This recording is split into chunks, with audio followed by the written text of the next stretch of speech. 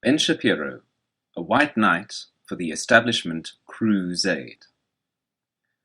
This conversation is about the 2016 election cycle in the United States, and I think it only fair to clarify at the beginning of the conversation what ideological position I'm coming from.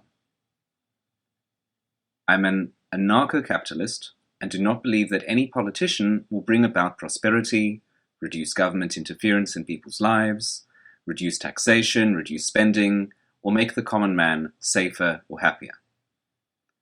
Following from this, I do not believe Donald Trump can make America great.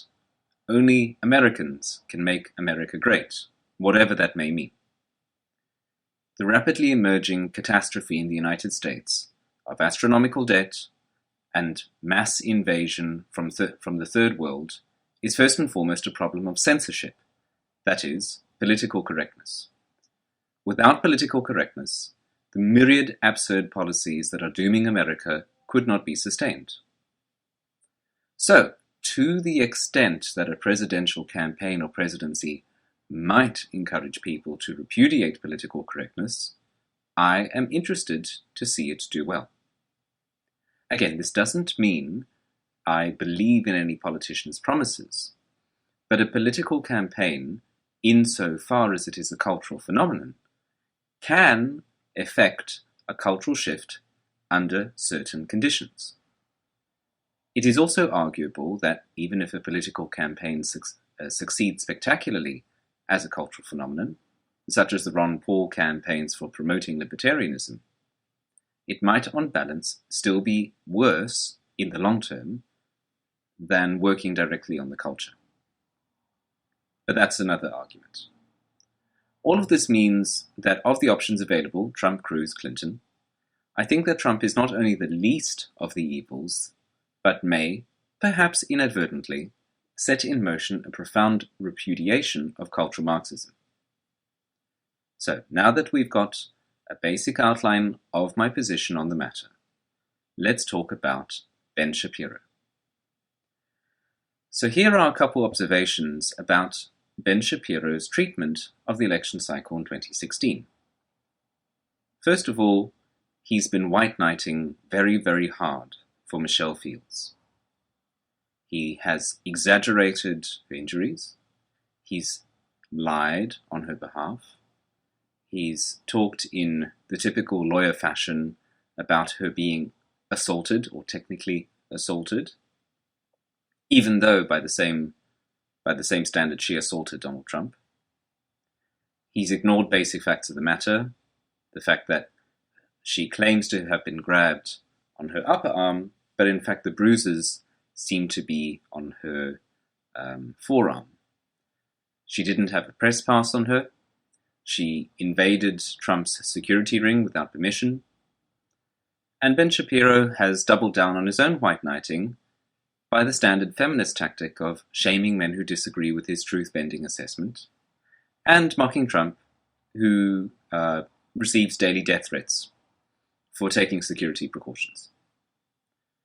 In addition to that, although he likes to present himself as being very critical of everyone, he routinely passes over Ted Cruz's shortcomings, and especially Ted Cruz's personal connections to Goldman Sachs. His wife is an executive of Goldman Sachs, and the fact that Goldman Sachs has donated a very large amount of money to his campaign. So for all of Ted Cruz's talk about being a constitutional lawyer and a defender of the Constitution and a conservative, he's taking money from big banks. So how much change Ted Cruz can actually effect once he's in the White House, if he be in the White House, that remains to be seen. And another point from one of Ben's recent shows, it's becoming clear that a broad coalition of the Republican establishment is doing its best to plant Cruz supporters in the spots that have been reserved for the delegates that Trump won.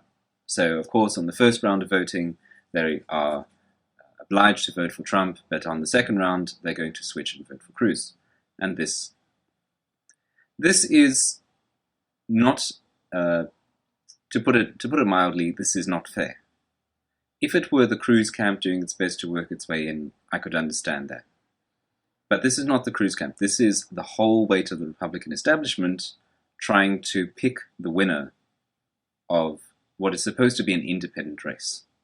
And by any standard, Ben Shapiro should call out the Republican establishment on that. Instead, what he says is that Trump doesn't have a ground game because he doesn't have the resources to compete with a broad multi-million-dollar coalition of super PACs and vested interests. Make of that what you will. Basically, Ben Shapiro holds the Trump campaign to a double standard and sides with the Republican establishment, which Ben Shapiro for years has made a living from criticizing.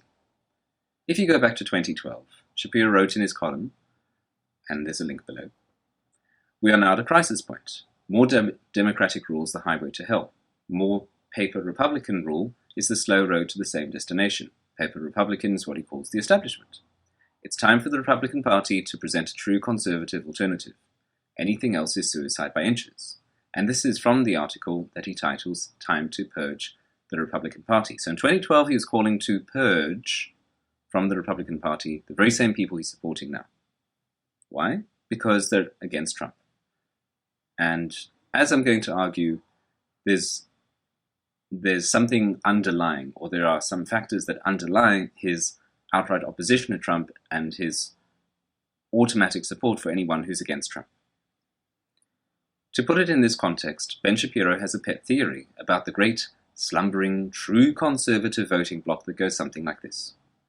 If the GOP can get every single true conservative, evangelical Christian out to the polls, this will be enough to tip the elections in the favor of whomever the Republican establishment anoints. I mean, whoever wins the Republican nomination.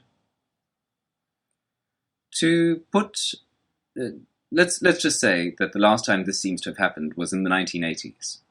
And even if a reincarnation of Ronald Reagan were to run, which is what Ted Cruz presents himself as, he would lose, even with the greatest evangelical turnout.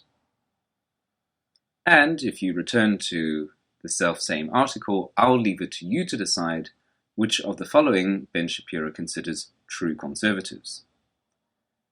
The Republican Party includes high tax deficit hawks, and it includes low tax supply-siders. It includes high spending compassionate conservatives, and it includes low spending small government types. It includes pro-gay marriage libertarians and pro-traditional marriage religious voters. It includes hardline anti-immigration believers and open borders free marketers.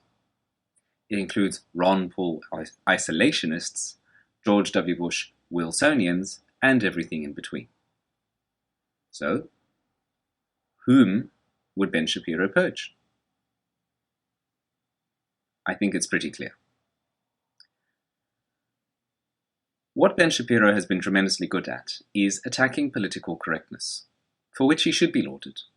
On his old show KTTH in Seattle every week, he had a segment on the culture, in which he repeated the adage that politics is downstream of culture.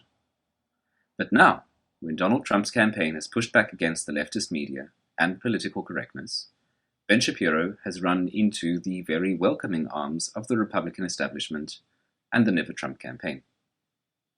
In my assessment, Ben Shapiro says many things that are very comforting to the very same demographic that he has always appealed to. And for the first time in his career, he is finding that a lot of his erstwhile support has evaporated.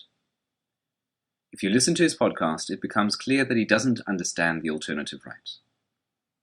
He thinks they're losers and racist losers, and from the way that he has responded to attacks on Twitter, it is clear that he doesn't understand internet culture either, and he's being trolled. In short, Ben Shapiro has always been an establishment Republican, with an anti-establishment shtick. And if the GOP's open conspiracy, multi-million-dollar anti-Trump super PACs and all, succeeds in anointing Ted Cruz, America will be guaranteed another 4 years of misery under a Democratic president because Cruz will lose. And sad to say, that would be pretty good for Ben Shapiro's ratings.